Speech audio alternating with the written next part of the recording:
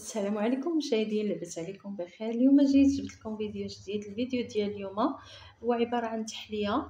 ان شاء الله بحول الله غنحضر معكم تحليه بالنسبه للسحور الفطور. صراحه تحليه خفيفه جدا رائعه ما شاء الله. بسم الله على بركه الله. لتحضير هذه التحليه غنحتاجو لتحضير هذه التحليه غنحتاجو البسكويت غنحاولوا نوزعوه في اللاطه ديالنا. هانتوما كنستفوا البسكويت ديالنا بهذه الطريقه هذه. معليش انا تهرس ليا البسكويت، معليش واخا يكون مهرس ماشي مشكل، تقدروا تصلحوه عادي. غنوضعوا جانبا البسكويت ديالنا، من بعد غنحضروا الكريمه. لتحضير الكريمه غناخذوا واحد الكاسرول وغنوضعوا فيها لتر ديال الحليب. نحاولوا نوضعوا فيها لتر ديال الحليب.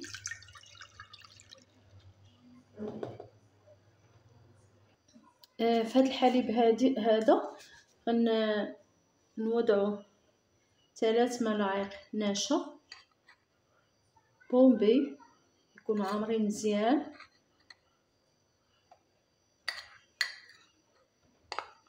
نتوما انا راه عابراهم اصلا، عندي 3 هنا، 3 ديال المعالق عامرين يكونوا بومبي.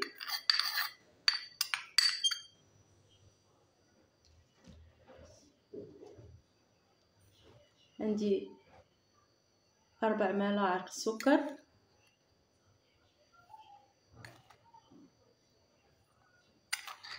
حيت عندنا البسكوي راه حلو.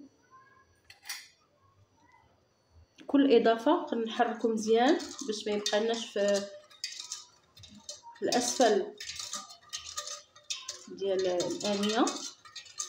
دائما نحركو على البارد قبل ما نردو على العافيه الكريمه ديالنا. غنضيفو واحد ساشي ديال الكاكاو، نقدر نضيف واحد ثاني نشوف بعدا اللون ومن بعد نعرف. الا كان عندكم الاسود الكاكاو الاسود وتضيفوا الاسود، كان عندكم البني ديروا البني اللي كان. هو الكاكاو كيجي رائع ما شاء الله، كيجي زوين. نحاولوا نحركوا مزيان، نخلطوا مزيان. غنضيف واحد الساشيه واحده اخرى، صراحه ما جاني اللون مازال ما تغيرش. ونحركوا مزيان على البارد ومن بعد نوضعها على العافيه. انا غنرجع معكم. غنحاولوا نزيدوا واحد الطبقه واحده اخرى ديال البسكوي. هاد النصوصه اللي صراحه تكسر غنحاول نوضعهم هكا بهذه الطريقه. نحاولوا نصلحوهم.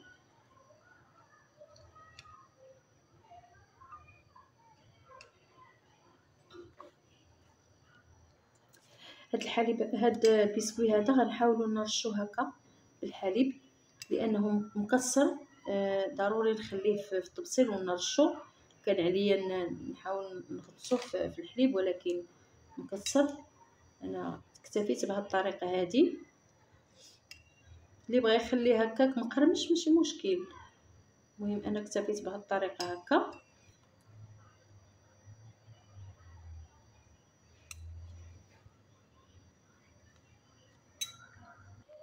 هانتوما مشاهدين، بعد ما وجدت لينا الكريمه ديالنا غنوضع النصف ديالها، نخلي النصف للطبقه الثانيه. نحاولوا نسرحوها بهذه الطريقه هكا.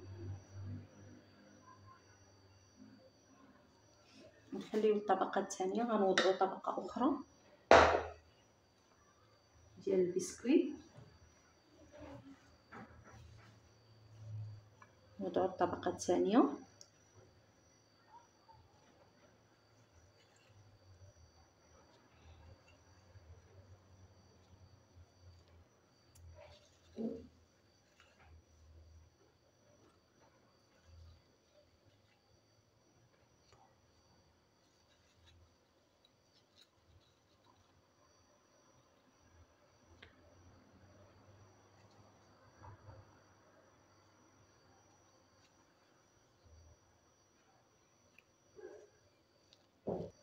بعد ما استفنا البسكويت ديالنا الطبقه الثانيه غنضيفوا الكريمه. دائما حاولوا تسرحوا الكريمه مزيان على البسكويت، تغطيو البسكويت.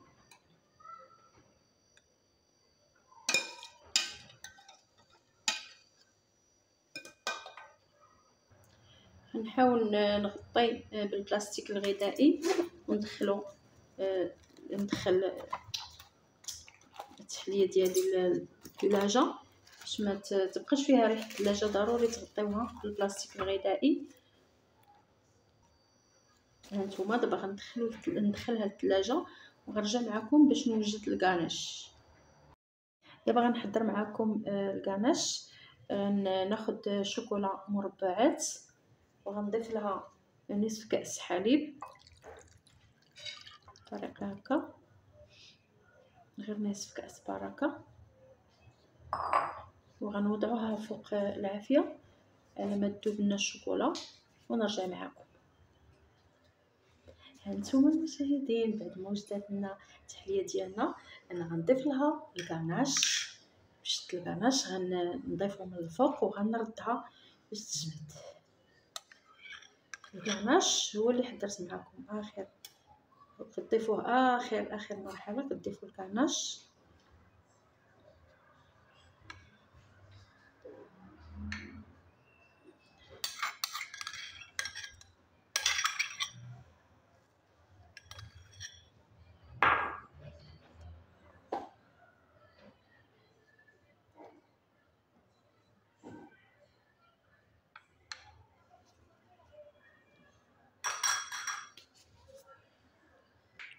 دابا غنزين باللوز ايفيلي بهذه الطريقه هكا.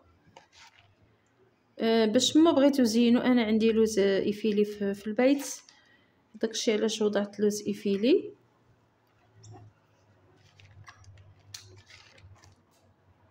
نزين غير من هنا هاد الاطراف هما اللي غنزينهم باللوز ايفيلي.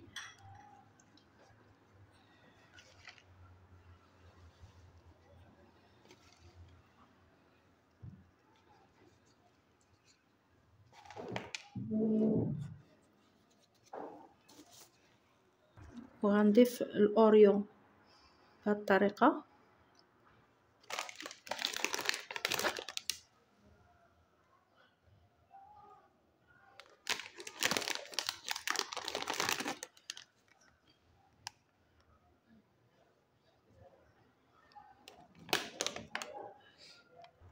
غنضيف حبيبات الحلوى ديال الحلويات ديال لي باتيسري، غنضيفهم هكا بهذه الطريقه هكا في الوسط، وغنضيف هنا في الجوانب بطريقه عشوائيه.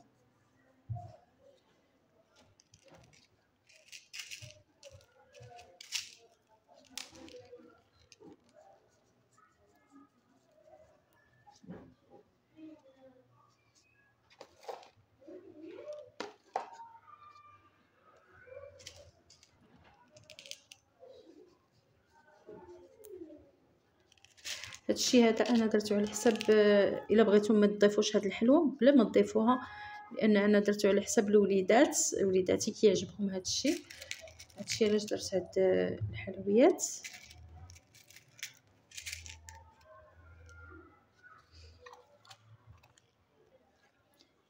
غنحاولوا نغطيوها وغنردوها للمجمد على حسب الكاناش. نتوما انا غنردها دابا للمجمد، ملي غتوجد تجمد انا غنرجع معكم. ها انتم المشاهدين بعد ما خرجت التحليه ديالي هي ما شاء الله غتجي روعه ولذيذه جدا. بسم الله على بركه الله. غندوق معكم واحد شويه. بسم الله. ما قطعتهاش صراحه ولكن صراحه كتجي رائعه ما شاء الله. روعه. الصراحه جربوها، حاولوا تجربوها، زوينه بزاف والله، كتجي ما شاء الله، تجي رائعه. نتوما بسم الله، زوينه جديده. تحليه بالنسبه للسحور، بالنسبه هكا الوليدات منين يتشهوا شي حاجه حلوه بالنسبه لكم نتوما، خفيفه وزوينه، بدون خبز بدون راكم عارفين الحاجات اللي كيتنقلوا في السحور ضروري تكون شي حاجه خفيفه. انا كنفضل بحال هاد التحليات ولا رايب ولا. مهم الى عجبكم لا فيديو ديالي ديروا لي جيم ابوني الا جات على خاطركم، وفعلوا الجرس باش دائما يوصلكم الجديد. شكرا لكم على المشاهدات، وشكرا لكم على تعليق زوينين اللي كيشجعونا. شكرا بزاف، الى اللقاء، الى الفيديو القادم ان شاء الله.